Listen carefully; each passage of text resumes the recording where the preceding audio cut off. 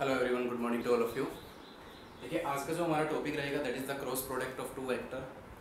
Previous lecture में हमने पढ़ा था डॉट प्रोडक्ट और स्केलर प्रोडक्ट। दो वेक्टर को मल्टीप्लाई कैसे करवाते हैं with the help of a scalar product और ए डॉट प्रोडक्ट। आज की जो हमारी वीडियो रहेगी एक step next, that is cross product. It's most important.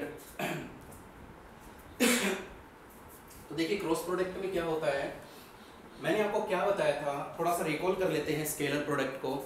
मैंने आपको बताया था कि जब दो वेक्टर की डॉट प्रोडक्ट की जाती है तो रिजल्ट एक स्केलर क्वांटिटी निकल कर आती है, एक scalar quantity. Similarly cross product क्या होता है कि जब हम किसी भी दो वेक्टर को मल्टीप्लाई करवाएंगे यानी क्रॉस प्रोडक्ट करवाएंगे तो एक वेक्टर क्वांटिटी ही मिलती है हमें। This is A vector. ठीक है, यही डिफरेंस है दोनों में। स्केलर प्रोडक्ट और क्रॉस प्रोडक्ट में यही डिफरेंस माना जाता है कि स्केलर प्रोडक्ट में क्या होता है कि रिजल्ट एक स्केलर क्वांटिटी मिलती है और क्रॉस प्रोडक्ट में रिजल्ट एक वेक्टर क्वांटिटी होती है। और एक वेक्टर क्वांटिटी होने के नाते आपको मालूम है कि इसका मैग्नीट्यूड भी होगा और इसकी डायरेक्शन भी होगी। वेक्टर क्वांटिटी यही होती है। चलिए आगे देखते हैं।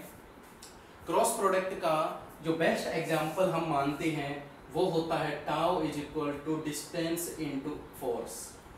ये हम आगे यूज कर लेंगे, एग्जाम्पल है क्रॉस प्रोडक्ट के, और भी बहुत सारे होते हैं।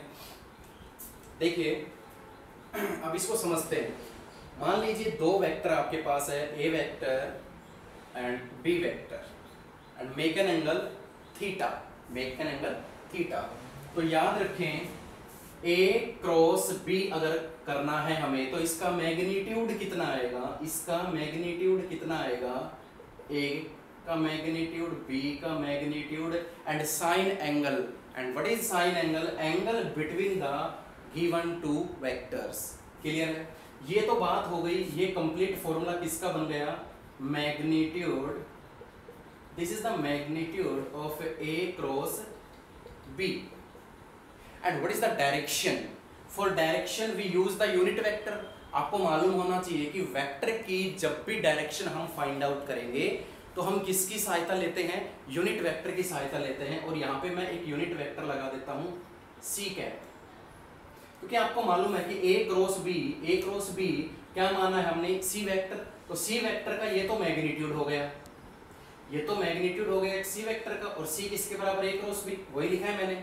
और C cap is the unit vector of C vector. ये डायरेक्शन के लिए यूज होता है। This is the unit vector for direction.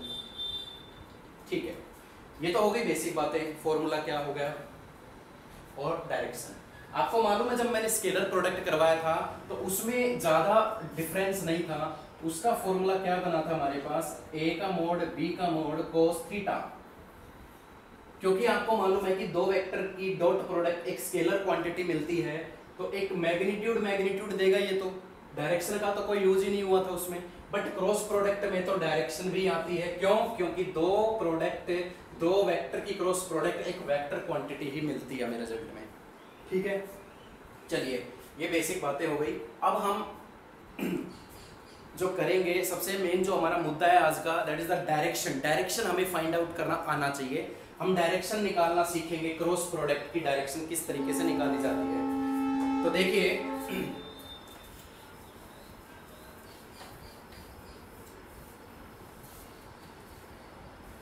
Direction के लिए क्या करेंगे,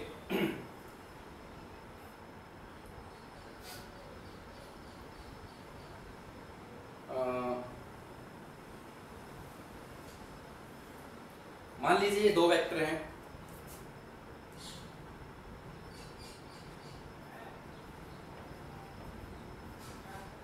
clear? Make an angle theta between them. तो मुझे अगर ए क्रॉस बी चाहिए तो फॉर्मूला क्या होता है? A mod B mod sine theta into C cap. ये डायरेक्शन के लिए यूज किया जाता है। अब हम देखेंगे, मैं डायरेक्शन निकालना आपको सिखा रहा हूं, ध्यान से देखिएगा।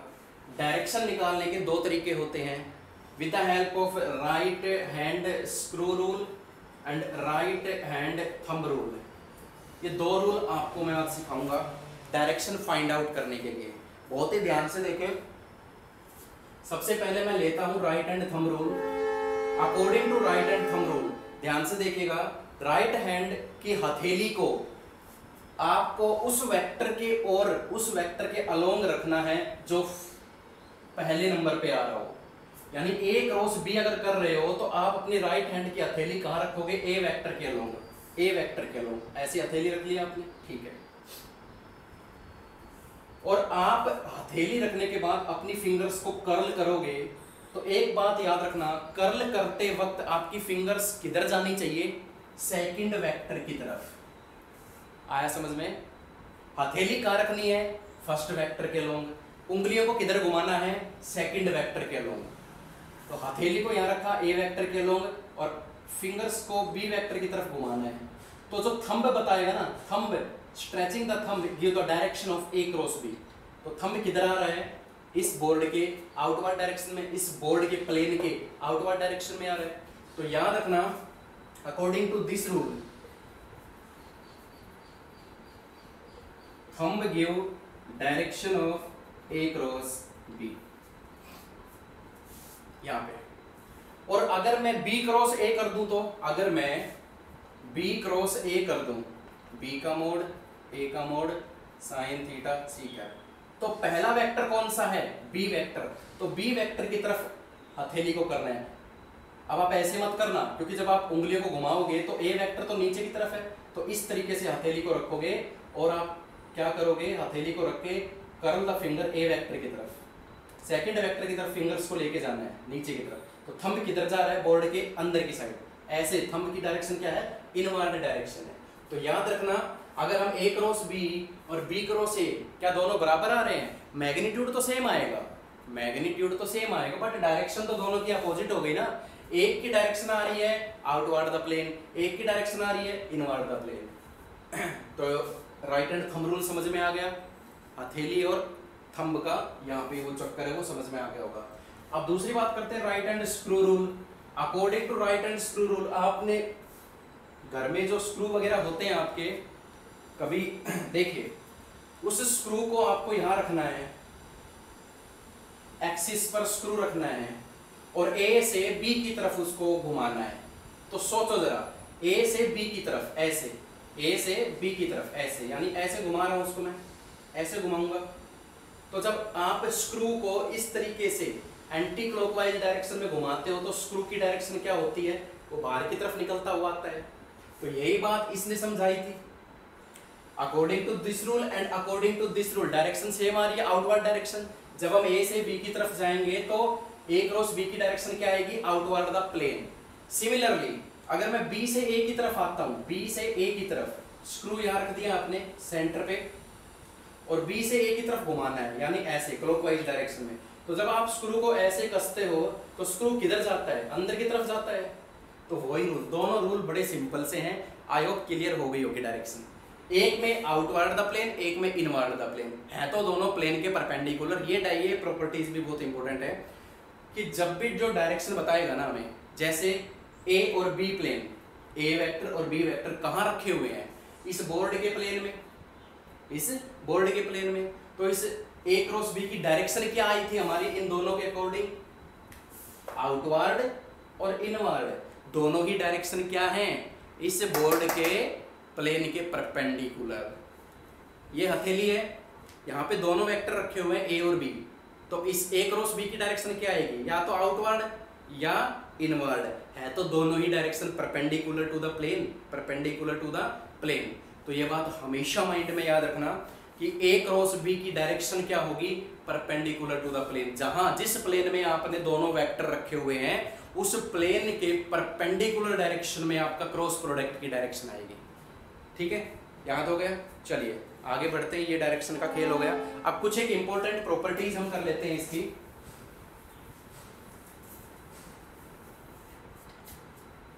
देखिए, आपको मालूम है कि ए क्रॉस बी कितना आया है? A dot B dot sine theta, और ये इसकी डायरेक्शन हो गई।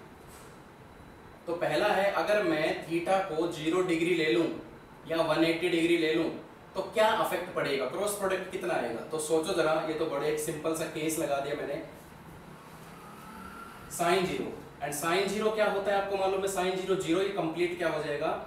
जीरो, और पीछे देखो कैप भी लग रहा है तो ये जीरो वेक्टर बन जाएगा एक तरीके से, ठीक है, जीरो वेक्टर कह सकते हैं इसे।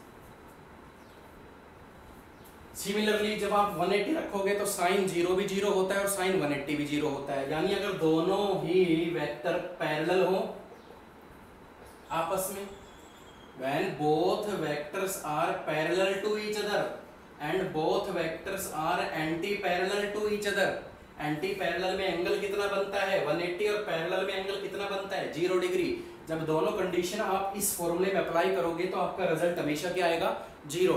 तो ये न्यूमेरिकल में बड़ी काम आएगी प्रॉपर्टी, हमेशा याद रखना दो वेक्टर की क्रॉस प्रोडक्ट 0 तभी आएगी जब दोनों क्या हो आपस में, या तो पैरेलल या फिर anti parallel. First property. Next property आती है इसकी, अगर मैं दोनों वेक्टर्स को 90 डिग्री पे रख दूं, अगर मैं दोनों वेक्टर्स को 90 डिग्री पे रख दूं, that is A vector that is B vector, make an angle 90 degree between them, तो जब एंगल 90 डिग्री होगा तो what is the result of the A cross B? Simple, A B sin 90, and what is the sin 90? 0, sorry 1, a cross b कितना आ जाएगा a b, ठीक है, maximum result देता है, मिनिमम रिजल्ट मैक्सिमम रिजल्ट। तो ये सिंपल सी properties थी, और भी बहुत इंपॉर्टेंट प्रॉपर्टीज हैं इसमें, डिस्कस करते हैं।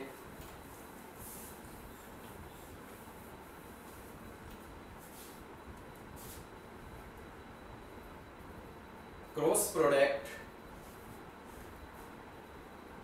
is anti commutative. Anti commutative, commutative का मतलब मैंने क्रॉस डॉट प्रोडक्ट में करवाया था आपको। एंटी कॉम्यूटेटिव का मतलब होता है कि A cross B does not equal to B cross A, जबकि डॉट प्रोडक्ट में क्या सीखा था हमने, डॉट प्रोडक्ट में हमने किया था कि A dot B is equal to B dot A होता है, बट इस केस में ऐसा नहीं होता। अगर आप ए क्रॉस बी करोगे या बी क्रॉस ए करोगे तो दोनों इक्वल नहीं आएंगे, मैग्नीट्यूड में सेम आएंगे। कैसे? मान लीजिए ए वेक्टर 5i कैप दे दिया और बी वेक्टर इन्होंने 2j कैप दे दिया, तो जब आप ए क्रॉस बी करोगे तो आपको मालूम है 5 2 10 आएगा i क्रॉस j, और जब आप बी क्रॉस ए करोगे बी क्रॉस ए तो 2 5 10 आएगा, but j cross i, magnitude same आएगा बट देखो डायरेक्शन चेंज हो जाती है। तो डायरेक्शन चेंज होने की वजह से ये एक कॉम्यूटेटिव प्रॉपर्टी शो नहीं करता, it's show A anti commutative. Fourth, self cross product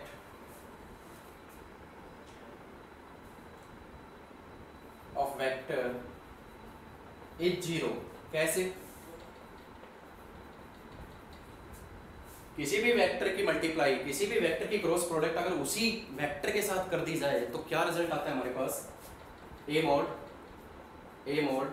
sign, and what is the angle between the same vector 0 degree, ठीक है, and what is the value of sine 0 0, तो ए क्रॉस ए क्या result आएगा हमारे पास 0। ये property याद रखना हमेशा। अब सबसे इंपॉर्टेंट चीज हम करने जा रहे हैं, यूनिट वेक्टर्स की क्रॉस प्रोडक्ट समझेंगे। देखिए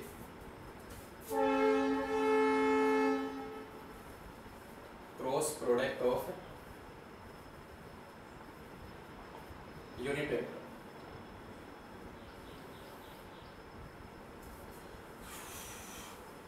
चलिए ऑर्थोगोनल यूनिट वेक्टर्स के बारे में आपने पढ़ा है, पहले भी डिस्कस किया था हमने। तो देखिए that is the x axis, y axis and z axis, this is the horizon. What is the unit vector along the x axis and what is the unit vector of y axis? Same here, this is a unit vector along x axis whose value is 1 and magnitude is unity. This is j cap and j cap is the unit vector along the y axis. Similarly k cap is the unit vector along the z axis whose value is 1. ठीक है, unit vector आपको मैंने पहले भी discuss करवाया था। Unit vector क्या होता है, whose magnitude is 1 and direction is arbitrary. तो चलिए इसके बारे में डिस्कस करते हैं। सबसे पहला पॉइंट हमारा आता है, अगर मैं a क्रॉस i करता हूँ, सॉरी ये देखिए जरा, आई क्रॉस आई, तो जरा इसको सोल्व कीजिए। I mod sine, what is the angle between the same vector, अब ये भी मैंने करवाया था, what is the angle between the same vector, 0 degree and C cap. तो आई क्रॉस आई कितना रिजल्ट देता है हमें, साइन 0 0 होता है, कंप्लीट जीरो टर्म आती है। सिमिलरली जे क्रॉस जे अगर मैं निकालूं तो J mod sine again 0 C cap, again 0 result. तो याद रखना डॉट प्रोडक्ट के बिल्कुल वाइस वर्सा रिजल्ट देता है हमें ये, किस तरीके से, I cross I, J cross J and K cross K is 0। Previous lecture में डॉट प्रोडक्ट में हमने क्या सीखा था कि I dot I, J dot J और के डॉट के क्या रिजल्ट दे रहा था, 1, लेकिन बिल्कुल उसके अपोजिट रिजल्ट हमें क्रॉस प्रोडक्ट देता है। किस तरीके से देता है वो मैं बता चुका हूँ आपको। चलिए अब दूसरा इसका फैक्टर देखते हैं। अगर मैं आई क्रॉस जे करके देता हूँ आपको, आई क्रॉस जे, तो इसको देखते हैं क्या रिजल्ट आता है, आई का मोड जे का mod sine, what is the angle between the I and J, this is the 90 degree, sine 90 C cap, sine 91, I and J is the unit vector whose value is 1, so I cross j is 1 into c cap, and what is the direction, what is the direction of cross product, ये मैं पहले discuss करवा चुका हूँ। Direction of cross product is perpendicular to the plane of vector. देखिए I और जे कहाँ हैं, आई और जे इस बोर्ड के प्लेन में हमने सिचुएट कर रखे हैं, तो सी कैप की डायरेक्शन क्या होगी, सी कैप की डायरेक्शन होगी outward the plane of board. आप वही रूल्स लागू कर सकते हैं, I cross J, put the palm along I and curl the finger toward the J, and what is the direction of thumb, outward plane of the board। so जरा ये देखिए कि z एक्सिस की जो डायरेक्शन होती है वो क्या होती है, देखिए x axis that is x axis, that is y axis, that is z axis. z axis का ये 2D डायमेंशन है, 2D डायमेंशन में इस तरीके से समझा रखा है मैंने। एक्चुअली में क्या होता है कि i, j और k की डायरेक्शन क्या होती है, आउटवर्ड द प्लेन। तो j की ही डायरेक्शन में हमारी i और j की डायरेक्शन आ रही है, और z की डायरेक्शन में यूनिट वेक्टर क्या है, k कैप, तो c कैप की जगह क्या आ जाएगा, k कैप। बड़ा सिंपल सा लॉजिक लग रहा है यहाँ पे। जब आप i पर अपनी हथेली रखोगे and curl the finger toward j, तो what is the direction of thumb, along k cap, k cap मतलब z एक्सिस। सिमिलरली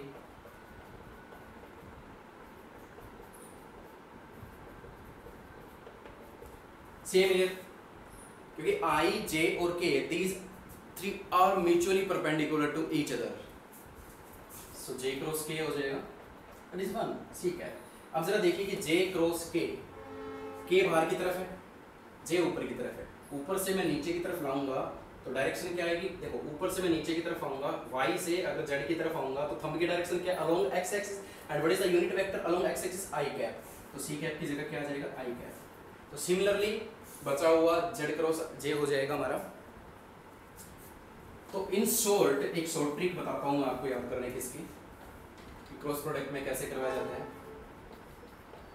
हमारा k आया, j क्रॉस k करूंगा तो i आएगा, i j and k cross i करूंगा तो j आएगा। ये रिजल्ट आए हमारे, ये रिजल्ट आए, ये रिजल्ट, ये हमेशा याद रखना है, न्यूमेरिकल्स पॉइंट ऑफ व्यू से बहुत इंपॉर्टेंट है। इनकी शॉर्ट ट्रिक मैं आपको बताता हूँ, right here i, right here j, right here k, like this। When you move along clockwise direction, then I cross j is equal to k, j cross k is equal to I, and k cross I is equal to j।